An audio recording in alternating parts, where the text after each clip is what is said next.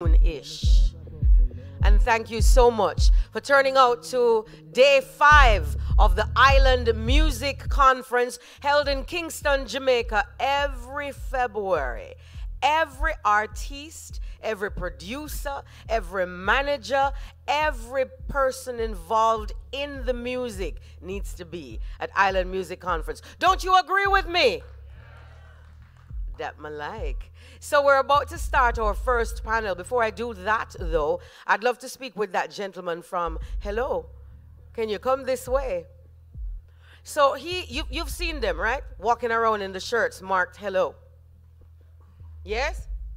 Hi, no me on talking. Okay. Don't leave me hanging.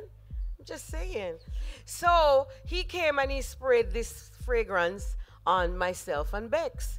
And we're just fascinated because he just told me what the Hello stands for. So tell them. Yes, so HELLO stands for Helping Everyone Love Life Organically. Don't it? And then he sprayed this fragrance. You know, it is so nice. I love it. Yeah, the fragrance is designed to be a mood enhancer. So in order for you to help everyone love life organically, you spray the fragrance. It's supposed to boost your mood. Did it do that when you smelled it? Well, I smiled immediately. Thank you so much. So you have these downstairs? Yes, there's a few downstairs that Colin has. Okay, okay. So now we're moving into our very first panel for today. And as I do every morning, I'm going to ask two persons what were their thoughts on the day before. Were you here yesterday? What were your thoughts? Yes, I was impressed by the money management and wealth management presentation, and that we just don't, because we as musicians, we make a lot of money, so we tend to spend a lot of money. So instead of like braffing at Rebis, it's good to braff at Rebis, but it's good to invest as well. Thank you so much. Let's now move into panel 1. We're ready. Can you change the slide, please?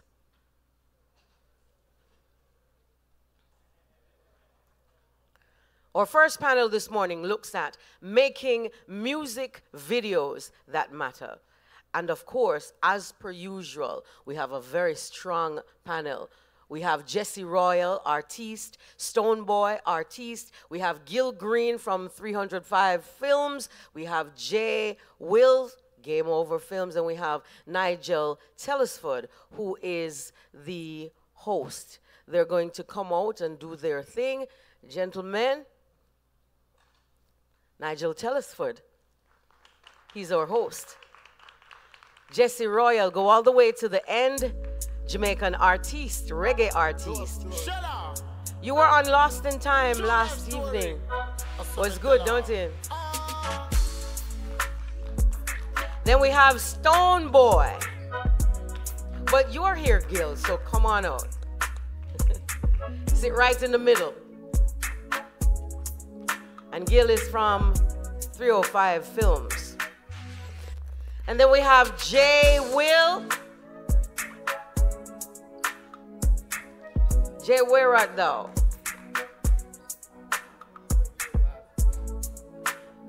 Jay, where art thou?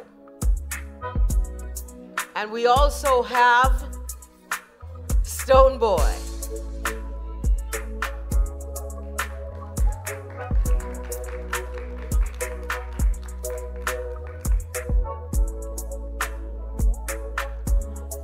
Stonebwoy, Afrobeats artiste, strong panel as we discuss making music videos that matter. Problem child.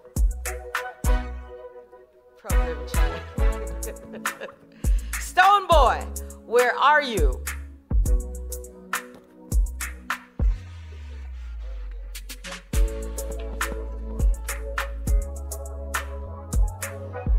Well, Nigel, let's get started until Stone gets on the stage.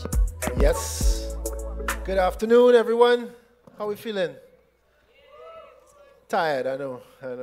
It's been a long week. It's been a very impactful, eventful, engaging week. I think we've all learned a lot. We've all experienced a lot, and there's more to come. Last day, first session. Are we ready? I ain't too sure about that. Are we ready? Okay, that's a little better. Stone boy. Stone boy. boy. Stone boy. Stone boy. Stone boy. Come in. All right. So we have the incredible Jay Will here, and also Mr. Gil Green from 305 Films. Oh, there he is. Stone Boy coming in on the left.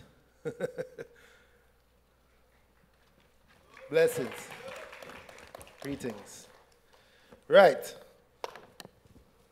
Respect. So Jay and Gil, I'm going to start with y'all because this is all about making music videos that matter. And y'all are the directors, two of the premier directors in the global entertainment space who have done work with, y'all going to tell me. Jay, tell me, how did you even start? How did you even get involved in making music videos? First of all, thank everybody for coming out. Everybody in the lobby, on the European promoter, go and fill up the dance, you know. How I got started in the music videos, I used to be in television. I was skipping school one day. I'm 9th grade year at high school, and they had like, what do you call it, like some police, school police. Right. So if they see you outside, they can lock you up, you know, like in school. Right. So we were running from the school police, and I ran into this classroom. I had to pretend I was in the classroom. And it so happened that it was a classroom for television production. So I was fortunate enough that my high school, big up Northeast High School, Fort Lauderdale, had a magnet program for television production where from the 9th grade in high school, I learned how to edit, tape to tape, VHS. I was shooting and learned how to produce, write, shoot your own newscast. Like it was geared towards journalism to be a news. So I started in television since the 9th grade.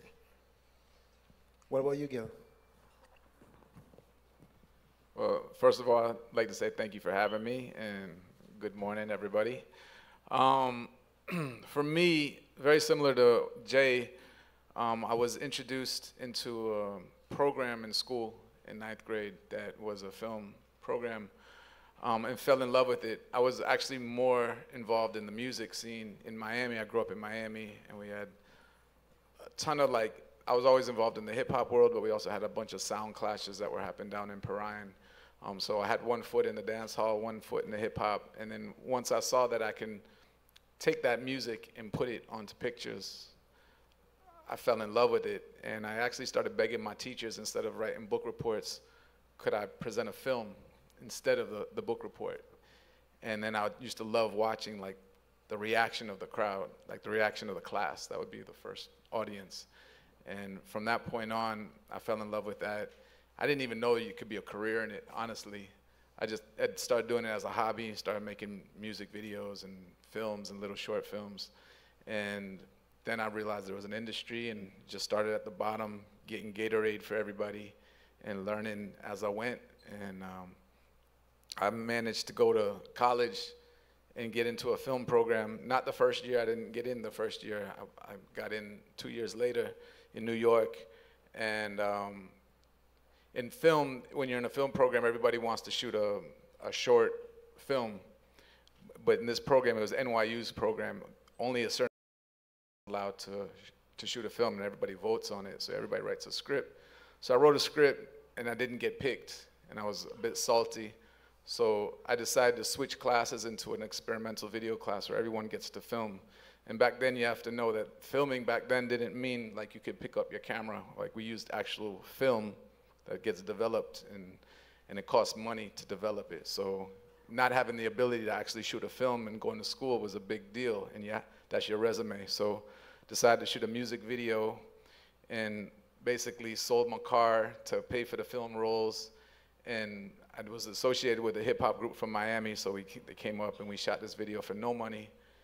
And eventually, when we finished it, we sent it to MTV and BET in the box, which again was the only way you were going to see a music video. This is in the 90s, before the internet. And we're sitting in the dorm room one day, and right after a big Puffy video, our little school video came on, Yo MTV Raps, and we was blown away. And at that point, I knew that, you know, if you put your heart and soul into it, you can make anything happen. It doesn't matter the budget limitations or what people telling you. So that was my first lesson in manifesting what I want to do. And so from there, a career came. So both of y'all, it was kind of accidental, but definitely paid off, right?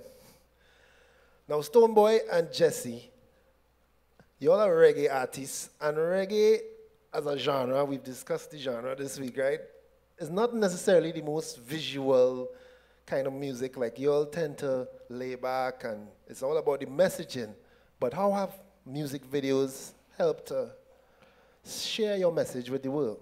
Well, greetings, everybody. Jesse Ral, it's a real pleasure to see everybody here today and to be seated alongside these distinguished individuals, you know. Me as the little youngin now, so for me, I grew up in the, what you call it, like RETV, Hype TV era, where music videos meant something. I remember the first time I saw Welcome to Jamrock. I remember the orange peeler, right? You know, the start of the video, a man have an orange peeler. And to me, that made the words make even more sense when you could attach the grit, right? It's like you can have the best tasting food in the world, but if it's just not presented properly or it's not presented on the right plate, you almost take away from the greatness, which is the meal, right? It's not saying the meal like always tastes good enough, but you can enhance the vibration that one's experienced through the meal, and I feel like this is what music videos meant for me at the time, right? Me is a Rasta youth, but I'm definitely not somebody who try to limit my knowledge, right? So saying that Rasta laid back no mean nothing to me, because me no really identify with Rastas that are laid back. The Rastas that I identify with are hard-working individuals who make music, yes, but understand the importance of presenting your product, right? If you want to talk about Bob Marley, Peter Tosh, Daddy Uri, Dennis Brown, Gregory Isaacs, a lot of these individuals never really they're in the era where they had music videos, but if you look at their album covers, if you look at their single covers, you see how important the presentation of the art was. So me now get to know the time when me never have a phone and could record a video or record a shot or whatever. So I understood the value of something being on a TV station playing 30 times for the day, the repetitiveness of that and what it does for your product and to a consumer. So me, as me did grow, me definitely like understand. One of my most iconic videos in our life, Jay Will did it for me, a song called Finally and Give Me Little Herb. I don't know if you remember when we did I shoot that. So Herb did still very illegal in Jamaica at the time.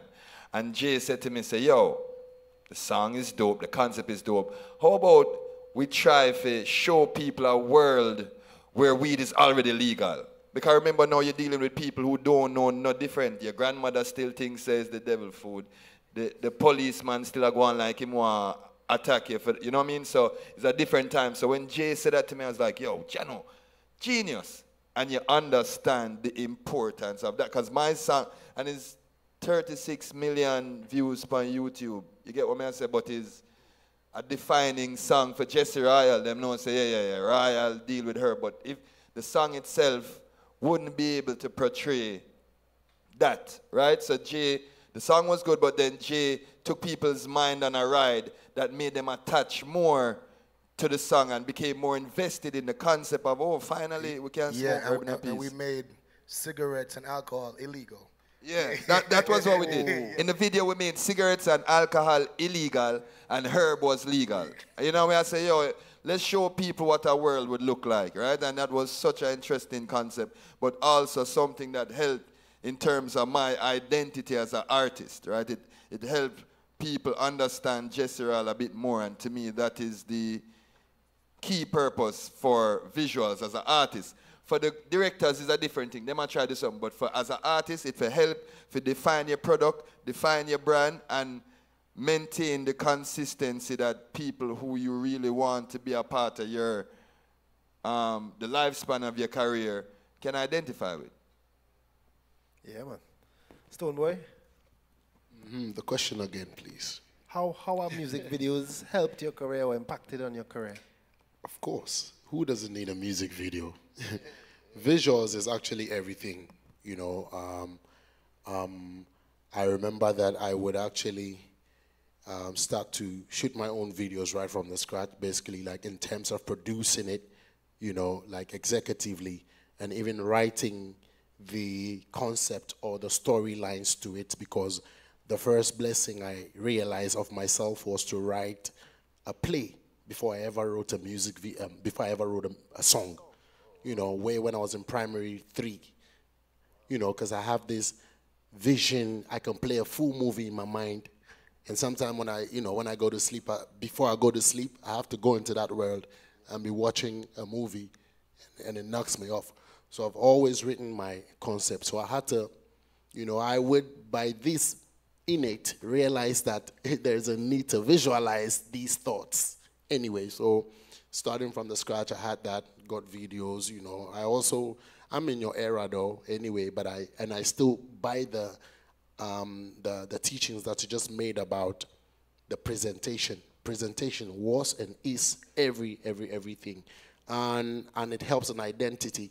Unfortunately for me, which I turned into a fortunate situation, by the age of 13, I had a accident that messed up my right leg, you know. So from the period where I was even really very active as a underground to being like a professional musician, I've had an identity of a stiff knee. Did you get? So that still visualizes the persona already. So of course, so there's a need for visuals. I'm only spanning it into identity and all of that. So who doesn't need a video? Music videos are very important for people to see what you want to portray, you know, as a character, and even what the song speaks about, basically, and interprets it the more for people to catch. And when there are interesting stories like what you shared about going deeper into using that music video to send and establishing a message that you want to establish is important. So same way, Game Over, Jay Will shot one of my videos. And of course, I need to share, like, it's a big deal to have these two shoot your music videos. Yeah, like, bro. Big him up, Big J. Because all the way from Ghana, I've known that when I watch the likes of the Sean Pauls and the big reggae Jamaican artists, and you see Game Over, I'm like, yeah, that's the best one. From the beginning, when you see Game Over, or at the end, or J Will. So yeah, that's how I known him and messaged him until we shot the video with me and Sean Paul. So big up yourself for that one. And my experience of Gil Green actually was in Ghana when he shot with Samini and TikTok. Is it? Yeah, I was there. I was a look, just like how would you find me a Ghana in a one car. See? So, shout out, big respect. So, in a nutshell, visuals is everything. Why would God give you eyes? See you later. All right, Jay. So, I want to just, okay, on that story in Ghana, because it's interesting and it's worthy of talking about this generation that has this digital access to cameras. When we were in Ghana, that did not exist. Okay, so like, if you wanted to get your video on MTV or BET at the time, you had to shoot on film. Film, I believe it's called down here, right? Film. I was asked to do a class in Ghana for young video filmmakers, just to get them educated about how we make the process. There's no film camera in Ghana at all. Excuse me. That would be the first, you know, in Ghana. But at that time, in Africa, Ghana was shooting the best music videos. So Nigeria had to fly over, Zambia had to fly over, yeah, etc. Yeah. I need to put in that credit. Yeah. Okay. So what they call in Ghana celluloid, the celluloid, the actual film. Now there was Beta Cam and stuff like that. We're shooting that. Yeah. Famous. OG. Yeah. Yes. So anyways, I was asked to shoot this, to do a workshop, and I said it only makes sense to do a workshop if you teach and make an actual music video. And they're like, oh, great, can you align one of your artists with it? And at the time, there was that one artist, Jim Jones, known for like, I shot a couple of videos where he would show up and just throw money in the world, you know, make it rain. And I was like, nah, that's not gonna work in Ghana, man. Like, I don't like the messaging of bringing a hip hop artist to a place where you're throwing money like around like it ain't no thing. Maybe it's a flex in the US, but I think it serves a wrong purpose. So I worked a lot with Akon, and I asked Akon, I was like, yo, would you come, you know, you're the king of Africa, you know, like he was the success story that had made it. And Akon, being the righteous, cool brother that he was like, yeah, let's do it. So what ended up being a week, ended up becoming a month, because we wanted to bring a film camera in, and we didn't know how to get it in, and the resources weren't there. But I ended up really falling in love with Ghana. And we shot this video with Akon in Accra. Actually, we went to the Elmina, right? The where the slave fort was. It was a really emotional video. And then I was approached by some Ghanaian artists, TikTok and Batman at the time, right, to do another music video. Anyways, this idea of shooting a video with kids or young students developed into something I'm doing now in Miami, which is basically doing a summer film camp for kids, but bringing in artists as well to learn that way. We need that in Jamaica. I got inspired by that. It was one of the most incredible experiences of my life. So fell in love with Ghana and high life and hip life and everything that came with it. So big up to Ghana. Just wanted to share that. No problem. So Jay, tell me about the process and tell me about the budgets, because from the Hype Williams time when people were spending millions on videos, now it's like a whole different scene. But tell me how budgets have changed, and then tell me about the process of actually making a video, your process, because even the Game Over and all those creative things that you did to stamp your name on it, you know, they clearly had an impact across the globe. So things and times have changed, and I think uniquely enough, and I can't preach this, content is king. And day by day we're realizing, like, in this room there is a whole bunch of choreographers. They put their phones down, they go on TikTok, and they're like, I bet my fucking, everybody's a choreographer, everybody's a content, everybody's a creator right now. Everybody's a creative. You realize that? Yeah. Everybody's taking their cell phone, and it's not just, people used to use their cell phone just to communicate. Now people are using their cell phones to create. So I think times have changed, and a lot of things have changed with it. The way we view content, the importance of whether, one time, as Gil said, you had to shoot on film. Now you could shoot something on your cell phone. I've seen a movie recently, shot all on iPhone. There's music videos that shot on iPhones. So as it relates to budgets, I've been creating, I've been lucky enough, I've been creating through, I think, almost every stage, like from film, VHS, Digibeta, to whatever we have right now. So a lot has changed, and the process keeps changing, and technology keeps changing, so you have to stay abreast of the latest technology and to make yourself even, because there's a lot of people that's been doing stuff as long as I've been doing it, and they're not around anymore. So you have to keep reinventing yourself. So that's what I do. That's my process, is just staying abreast of technology, connecting with the target audience for whoever your client is, because Jesse's target audience is going to be different from Stonebwoy's target audience, or the message that Jesse's trying to push might be different from the message Stone. So studying that, studying what areas he might need help in. So it's a lot of psychology going into behind me personally in creating a video or deciding what I do for a video. And it has changed. I have evolved. I've grown. You know, if you look at the work, like my earlier work, the work now, you know what I mean? So it all keeps changing. Speaking of that, I believe we have a reel from you. Let's see some of your work and see the different types of videos that you have made. And disclaimer, Gil gets more money on his videos than mine, so Gil's videos are gonna look better. Yeah, can we play my reel? Let's put the lights down. Dim the lights. Light man. Cross. Hangry. Lock off them lighter. Lock off them lighter. Them wanna. Girl, turn back way. Oh, yeah. Stay down there, girl. Stay down there. Why this was a waste of time? Baby, it is obvious. That I'm in love with you, girl. Call out the ball, you know me not stall. Man strong like a wall, you know me not fall. Temperature rise and me rise up tall. And me give her it all. She a ball. Come on, a scotcha. Fuck what the fuck are them if you safe. Them that them wouldn't do with them day. That goody Shana. Time for you come right pa me banana. Girl, if you ready, me ready. Get to the bed, me rubbing your back, your belly, me body not deady, deady, deady. Skin out and spread out. That wine you sell off. My girl get jealous. All the girl them time. All the girl them time. What time you will let in the girl? All the girl them time. All the girl them time. So easy baby, I be biggie man. Plenty money but I no fat. Money long and I got too fast. I be number one, I know they carry that. Refix it, I know it's all You are the beat of my heart. Want you to know that I could never part with you, girl. We be team from the start, keeping it real. I'm in love with your attitude, girl. Baby, stop where you are. Take it easy for you, take it too far. Abanza kwitunganya. Somebody stop her, she knows me. With the classiest, nasty, fed up of your nastiness. And my heart beating, but I can't commit. Old school beanie man, and make me cross your bridge. You love bad man. After all, dog and us, we had pan a call. 4 rifle in upon a wall.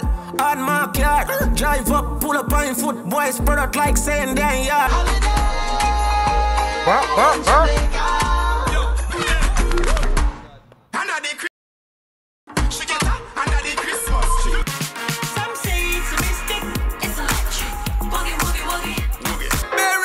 Woman, you can't leave me like this, no. Not when the night is so young, girl. And the dance is getting so hot. No, no, no, no, no. I've been waiting for you, my lady. I'll be on my way to you soon. Red, gold, and green. Red, gold, and green. Wave the banner from you, know your soul clean. Whenever I fall, you lift glory to me.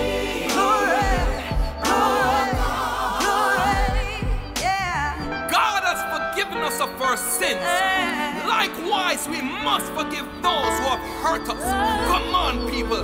God is love, and love covers a multitude of sinners. Let love flow. Let it go, and let God arise in your hearts. Glory be to God. Wow. Wow. Yeah. I mean. So wait now, you're a millionaire? You had to be a millionaire. You have done everything. You've worked with everybody. That doesn't look like a low budget, you know. Disclaimer, please. Nah, man. Wow. Now, that worked especially because it was short clips of each, right? But in this time now, we've seen a lot more short-form content, 15 seconds, TikToks, Instagrams, and it almost feels like a 3-minute video is like, oh, my God. Who has time to sit and watch all of that? But you still working. You here, but you working still. So how is that affecting your job? How is that affecting your livelihood? Show Gil one right now. I could show Gil one. show Gil. You still show Gil one? Yeah, man. Show Gil one. Yeah, show Gil one. Where I clash this? No. You see why I can't clash with him. Yo, first of all, hey, I got to tell this story. Yo, we're actually, everybody on this panel is connected, and it's funny. I used to stalk Elephant Man, right? When Elephant Man did Hot. You know what I'm saying? I wanted to do a video, and I wrote this really dumb treatment for Pon de River, Pon de Bank. I had John Hype, it was the Love Boat concept. John Hype and Elephant Man is on the river, right? And then Bogle is like some Africans with some bones in their nose, and they're like some people who are like cannibals. And one white lady came off the ship and was on a canoe, and they was like, oh my God, she's gonna get eaten up by the cannibals. And everybody went to save her, but when they got there, the cannibals were all dancing around a fire, and everybody Pon de River, Pon de Bank. Anyways, they laughed at me. And they invited me to the actual video shoot that Gil Green was the director. And I showed up, and I was like BTS shooting behind the scenes for Gil Green and watching Gil in his element, and met Gil Green, spoke to him, and then since then, I think even CNN and Capone, that video, I did like B Unit for that. So I was like one of Gil's student, you know what I'm saying? And then now Gil comes to Jamaica and we work together. So I'm saying everybody here is connected. Even on Don't Make Me Wait, because that was you and Gil on Don't Make Me Wait with me and Sting. That's another one. Yeah, let's play Gil's reel. So, All right. Let's see the reel from Mr. Gil Green. Big money. 305 Films. Turn the lights off.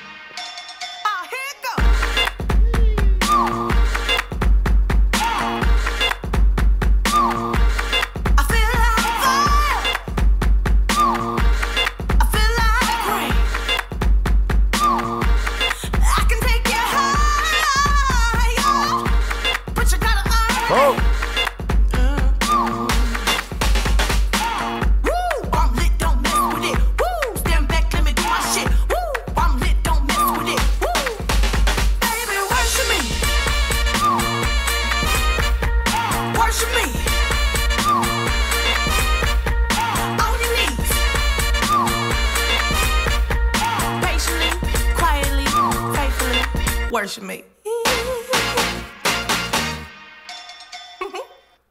Pow! All right. Wow. All right.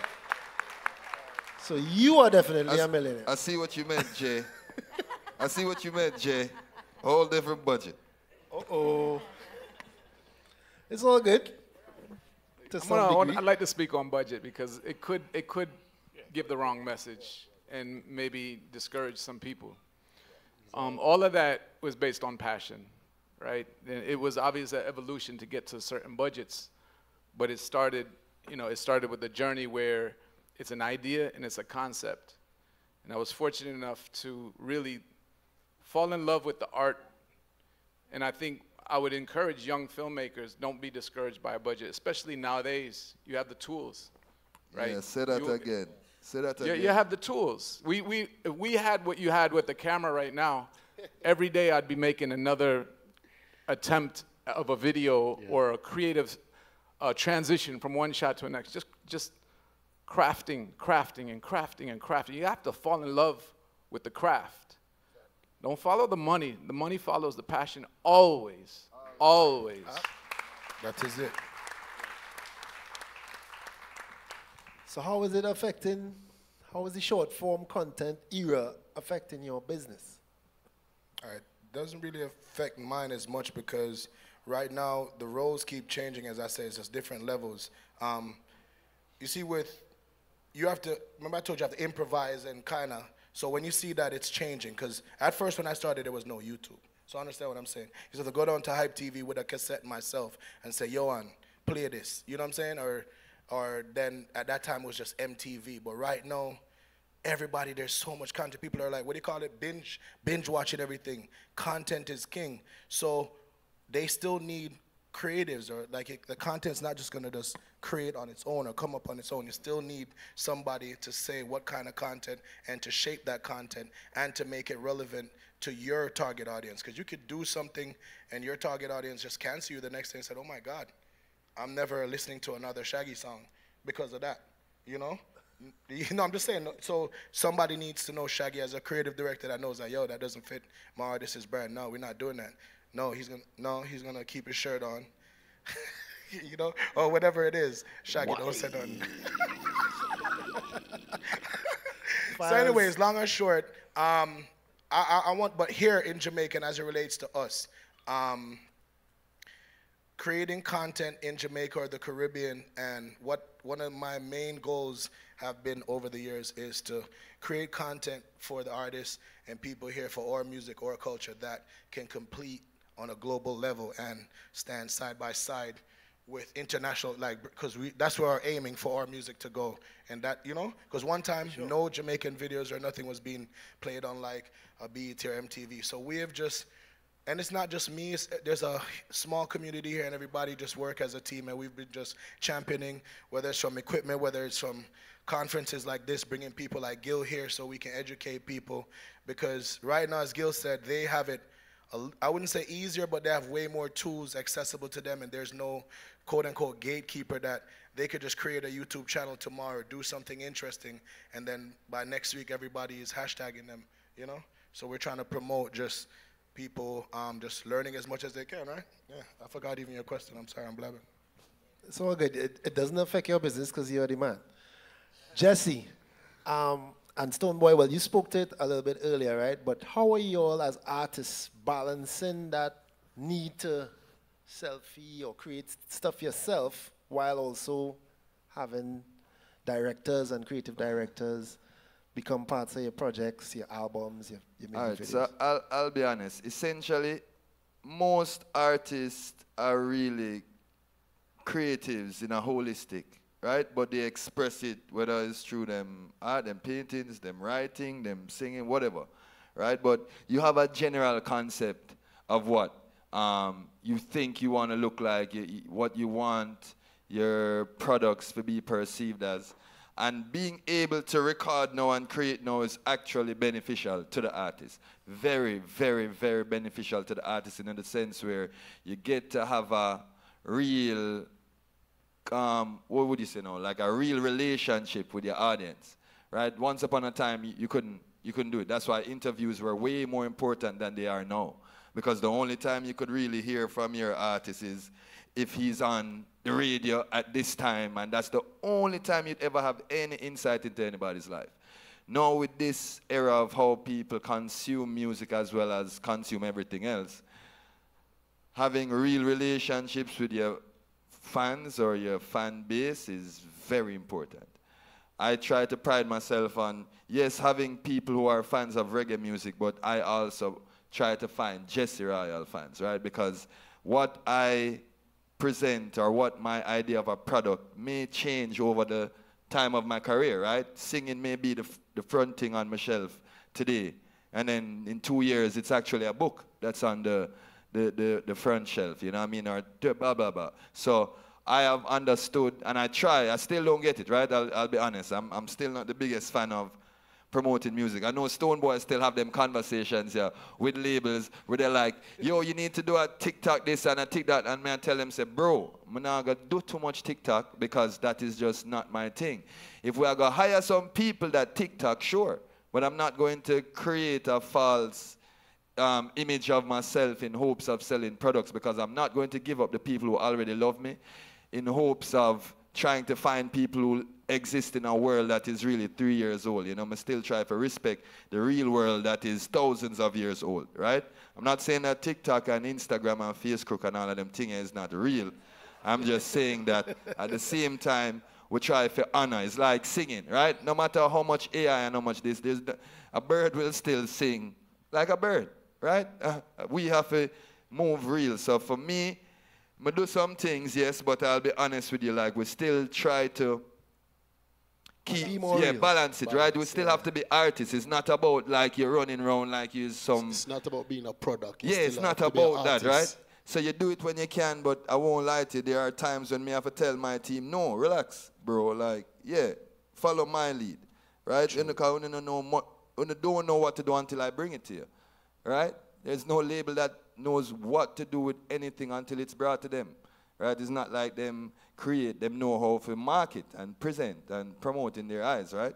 But the creator is still the man and will always be the man. Yeah, I second everything he said. I don't have anything to add. So you don't do much of that? It's as real as he said it. Balance. And if I should add something, I believe that finding the balance between being a real person and a virtual person is important. So many of us have become virtual people. You know, we're living in a state of mind where we are forgetting that our foot is still connected to the soil. You know, so that's what he's talking about, having the two balance. And guess what? The AI, the virtual world is speeding up so fast. 2 minutes ago, it was Clubhouse. 3 minutes ago, it was... You can actually understand the span, the lifespan of these virtual applications, which is being applied on your life, you know. You see, so we have to actually be very conscious and knowledgeable or aware of our existence as a human. And that's where we can tap in the more to continue to create the virtual that people always want. So if you lose the root and you're hanging on the virtual, you lose inspiration. You know, and the avenues have become a million avenues. So you see even the videos are getting shorter. But we have so many avenues. When the avenues were not there, the videos were longer. So there needs to be a balance. So I support him. And of course, I've always created a nation for myself. I believe I'm the one that ever have to say Beam Nation to have a following. When Twitter came up with that, you know, Team Shaggy, Team Jazzy, and all of that, I read into it and I had to procreate. I have to be proactive. So I came out, instead of everybody going Team star on Twitter, I was the first one to say Beam Nation. I'm not doing no teams. I'm doing a nation. Because these are my people. These are people who have bought into me from when I was that little boy in the hood till now. So then everybody started to come up with nations now, you know. So I believe in that span, I want to say that there's always a need as a real artist to be able to look inside of you to see how you want to navigate your journey and your plan, your visuals, and how people see you, irrespective of what is existing. Like when I came, I met reggae, I met dancehall, I met everything, but I told myself that I wanted to be the artist that will put everything in one box. When you pick a Stonebwoy song, you have to hear reggae, you have to hear dancehall, you have to hear high life, you have to hear Afrobeat. That is what I've been pushing from time. So you have to have your own for, you know, for the world to be able to hold you on to that. So it's really like that for me. Okay. So speaking of AI, I know you brought up the new technology in one of the panels earlier this week. Are you going to use it? Are you using it? And you were telling me backstage about some people investing in it. Oh yeah, we were talking about Sora, you know, which is fairly new. It's just something they introduced or showed a video of, like, from text. You can make video from text. I can't really explain what it is. You just have to Google it. But we saw something after that. Tyler Perry is investing like $800 million into that technology since that announcement, which was like maybe a couple weeks ago. But yeah, what I was saying is improvise, overcome, adapt, and get familiar with and abreast with current technology, including AI, everything. I mean, I've tried to use AI in different ways. I've seen people put it in videos. I don't, actually recently, I did a music video where we did some sky replacement. Like, we were shooting a video and the sky was very bad, and we were able to just use the lower half of the screen of the actual environment. And I was able to I shot something out in St. Thomas, but when I was done, I put like the Alps, like a huge mountain range. And I also had the artist like in a small square of sand, about that small. And in post, when we're editing, I made it look like he was on a big beach. So there's some little things that are being snuck in, that there's AI already in front of you, like you're watching.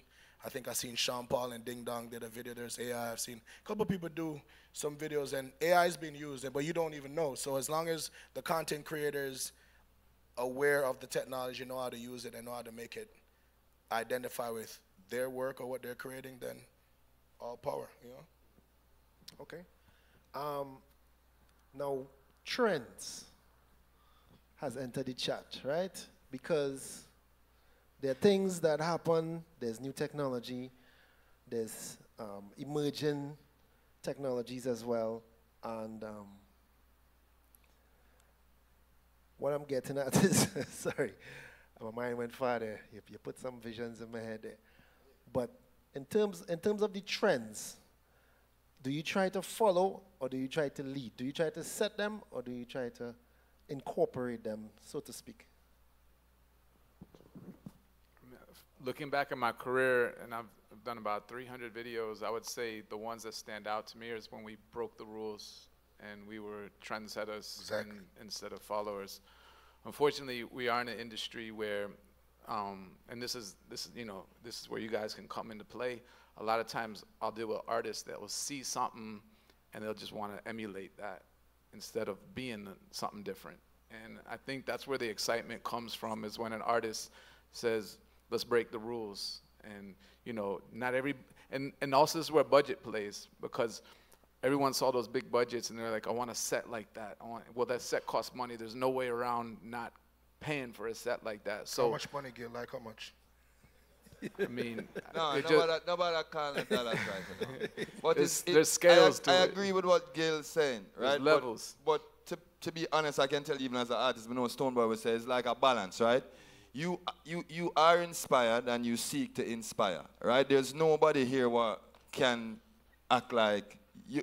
There's something that made me fall in love with music, right? There's something that made me fall in love with music videos. I definitely have watched your videos and referenced directors. I didn't know before I met you, but here you are now, so big up yourself. Seen? But I use references here, you know, so I kind of like how that did go on, but no, that color did not go work in our space, blah, blah, blah. So, because nothing really belong to me, you know. Like. No, but I, not to cut you off, but I agree, like references inspire art. You know, art is inspiring by art. But the point I'm making is like, sometimes there's a realistic conversation to be had. Like, oh, I love the way Mace and Diddy are in this tunnel that costs 500 grand to make the tunnel. It's like, all right, instead of trying to emulate that, let's step out the box. And now's the best time to step out the box because again, when we came from a generation where it had to be shot on film, it had to follow some sort of format. Like if you want to right now, you can do 30 seconds of a song, break it into a movie, break it into another bit of a song, have a message at the end, and nobody can say, no, that's not going to work for MTV's format. Yeah. Like, you can put out whatever you want. So what I'm saying is like, it's cool for art to emulate art or to inspire art, because honestly, that's how I broke in. I watched all the rock videos that were great. But draw the line, right? No, but it inspired. Like my first big video that won an award was Little John, I Don't Give a, right? But it's really inspired by Spike Jonze' video, Smack That Bitch Up, which is a one-shot video. That's what, yeah. That's wicked. Yeah, so it was, but as a student of the craft, I'm watching filmmakers and being inspired, And I didn't even like rock music, but I was inspired by the fact that the craft was amazing. And so Spike Jonze makes a video about one perspective that never cuts through the video. And at the end, you find out it's a female because he was doing all crazy things that a male would do. And I went to Little John. I was like, let's take this concept and bring it in the hip-hop world. And we did it at Club 112 in Atlanta, and it inspired. So did I bite it? No, I got inspired by the concept. But the other point of bringing that up is to tell young filmmakers, and especially this world, go dig into the archives of filmmaking. Go watch the classic films from the 50s and 60s. Go watch music videos from the 80s and 90s that have nothing to do with the genre, because that's going to be what's going to set you from just everyone trying to emulate Hype Williams from the 90s. Like, go learn a craft that's like, okay, another example, I wish I had this video, is I get told, at one point I was doing every hood artist, from Rick Ross to T.I., everyone wants to shoot a video in the hood. And it's like, all right, well, how many times can you do that? You can do it 1,000,000 times if you flip it. So I got asked to do another video, Hustle Hard by Ace Hood. I was like, all right, wants to do it in the hood. But I was like, all right, well, let's show the hood imagery, but do it in a way where the camera never stops. It goes from the left side to the right side. The stairs and the thing. The Hustle Hard Ace Hood, right? Hustle Hard is Ace Hood standing in one block, never cutting, giving a performance like he's LL Cool J, like raw, like it never cuts. But the camera just moves from the left side to the right side. He always stays in the frame.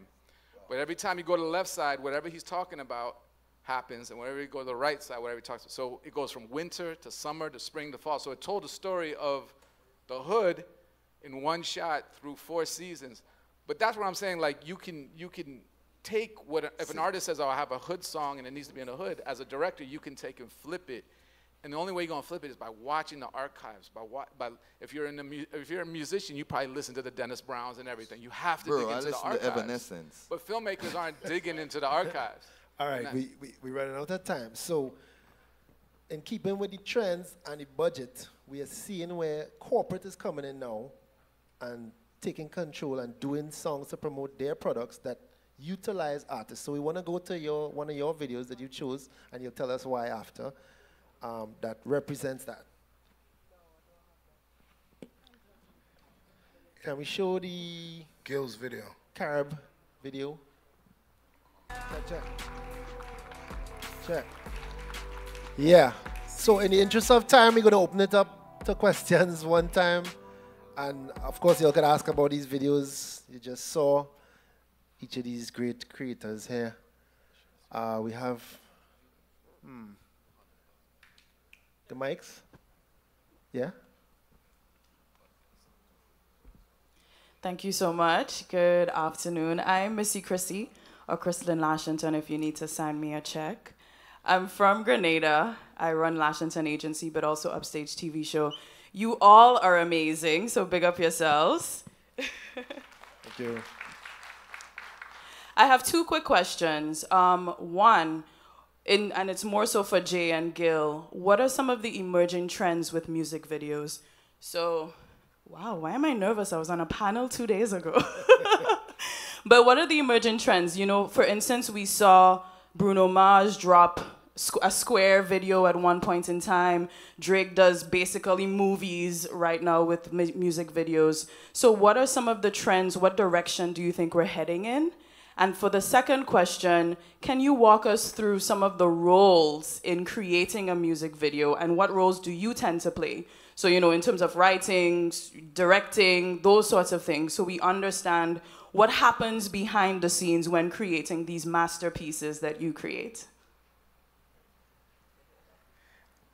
All right, so trends. I think one trend that I like is when the artists, I think when you're dealing with a new artist, they're trying to get their face out there. They're trying to let people get used to their identity or what they stand for. And I like working with when artists is already past that, when they're already established, like when they get to like Michael Jackson, Prince level, where you're finding a trend where they're not even in the video, you know, where it's just about the song and the message or whatever the marketing plan. So I like those kind of trends when artists are not, you don't have to worry about what the artists are wearing. Like Shaggy ever said, how much outfit now? Shaggy just want to wear one outfit. Yo, one outfit I get. I mean, I reach 11 o'clock, I'm going to leave 1 o'clock. He's like over it, you know? You figure it out, you know? And that's it, that's where it's going. So I like that trend. And roles, a lot of, depends on how you get the song, and I don't know, like, it's different for everybody. Depends on who you are as a director. Sometimes somebody will call you and say, yo, Jay, really love your work. I want to hear what you would want to do to this song. Like, what are you seeing? And then I could just tell them something. They might be like, yo, that bad, let's do it. I'd be like, yo, that's a foolishness. I'll call it back, you know? And then you don't hear back from them. So it just depends. And then sometimes there's a label, and the label has a team and all these people that have roles and want to prove to their boss why they're getting a paycheck, and they need to say something or comment on something and make my life a nightmare. So, nothing against the label people here though, but I'm just saying, yeah, I like songs that I identify with, and if not, someone on my team will identify with it, and we can just figure it out. But it just keeps changing. But I write, direct, but I learned how to do everything when I started. So I know how to shoot, I know how to edit, I know how to light. So when you tell me it can't be done, I say, excuse me, and I show you, and I say, all right, no, do it for the next one. But yeah, that's my answer. Yo, let me clarify one thing also. First of all, when it comes to trends, I'm going to try to create on a trend. Nobody follow on a trend. That's the best thing. You should just have that in your mind from now to create your trend. Look for something that steps outside the box. And I'm sure all of the directors them up there, all the creatives up there would agree. Next thing, to me clarify what Jay said, when I tell him, say, I'm going to go on 1 hour. You have to work your way up to that. See? You can't be no new artist when I no budget and all them something, and I tell the director about you go on 1 hour. You better come there from early. See? Exactly. And wait till late. Right? Especially for somebody else I pay for it. Me I pay for my own, so I can tell him, say, yo, make that work. Oh, I'm on.